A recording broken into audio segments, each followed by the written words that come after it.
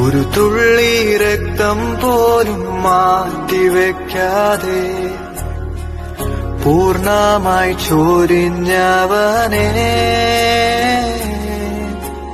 നിൻ സ്നേഹത്തിൻ ആഴവും നിൻ സ്നേഹത്തിൻ വീതിയും ആരാലും വർണ്ണിപ്പാൻ സാധ്യമല്ല, ആരാലും വർണ്ണിപ്പാൻ സാധ്യമല്ല. ദൈവവചന ചിന്തകൾ കേൾക്കുന്ന എല്ലാ മാന്യ ശ്രോതാക്കൾക്കും ക്രിസ്തീയ വന്ദനം. ഇയ്യോബിൻ്റെ പുസ്തകം 34 അധ്യായം 4 വാക്യം 2 ഭാഗം ഇങ്ങനെ വായിക്കുന്നു: നന്മയായുള്ളത് നമുക്ക് തന്നെ ആലോചിച്ചറിയാം എന്നുള്ള പദമാണ്. നമ്മുടെ ജീവിതത്തിൻ്റെ മുൻപിൽ കടന്നു വരുന്നതായ ഏത് വിഷയത്തിൻ്റെ മുൻപിലും ആഴമായി ആ വിഷയത്തെ സംബന്ധിച്ച് ആലോചിക്കുകയും ചിന്തിക്കുകയും നന്മയുടെ പക്ഷത്ത് നിൽക്കുവാനും നന്മയായുള്ളത് ചിന്തിപ്പാനും നാം തുനിയേണ്ടവരാണ് എന്ന് നമ്മെ ഒന്ന് ഓർമ്മപ്പെടുത്തുകയാണ്. പുറപ്പാട് പുസ്തകം 2 അധ്യായം 11 മുതലുള്ള വാക്യങ്ങൾ നാം വായിക്കുമ്പോൾ,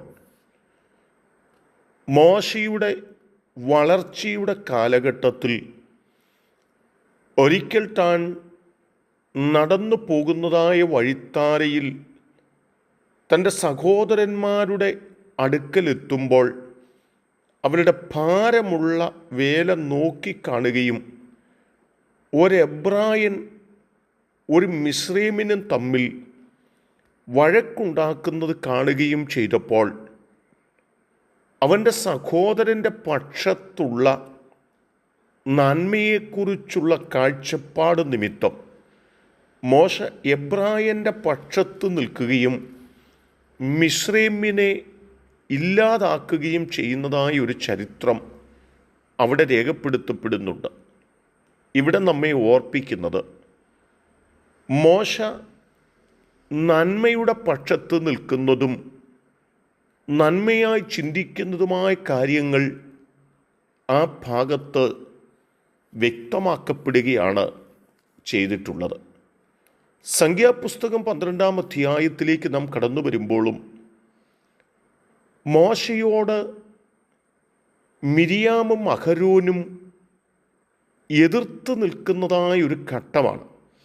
വളരെ പ്രതിസന്ധി നിറഞ്ഞ ഒരു സാഹചര്യത്തിൻ്റെ നടുവിലൂടെ മോശ കടന്നു പോകുമ്പോഴും 3 വാക്യം പറയുന്നത്, മോശ എന്ന പുരുഷനോ ഭൂതലത്തിലുള്ള സകല മനുഷ്യരിലും അതിസൗമ്യനായിരുന്നു എന്ന് ദൈവം തന്നെക്കുറിച്ച് സാക്ഷ്യം പറഞ്ഞിരിക്കുന്നത് അവിടെ കാണുവാനായിട്ട് കഴിയുന്നുണ്ട്.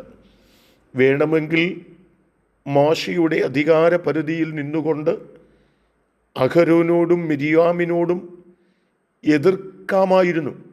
എന്നാൽ മോശ ഇന്ന് ഇങ്ങനെ നിൽക്കുന്നതിൻ്റെ പിന്നിൽ മിരിയാം ഉണ്ടെന്നും മിരിയാം തൻ്റെ ജീവൻ്റെ രക്ഷയ്ക്ക് വേണ്ടി പ്രവർത്തിച്ചതിനെക്കുറിച്ചും ആഴമായി മോശയെ ആലോചിപ്പാനിടയായി തീർന്നിട്ടുണ്ട്.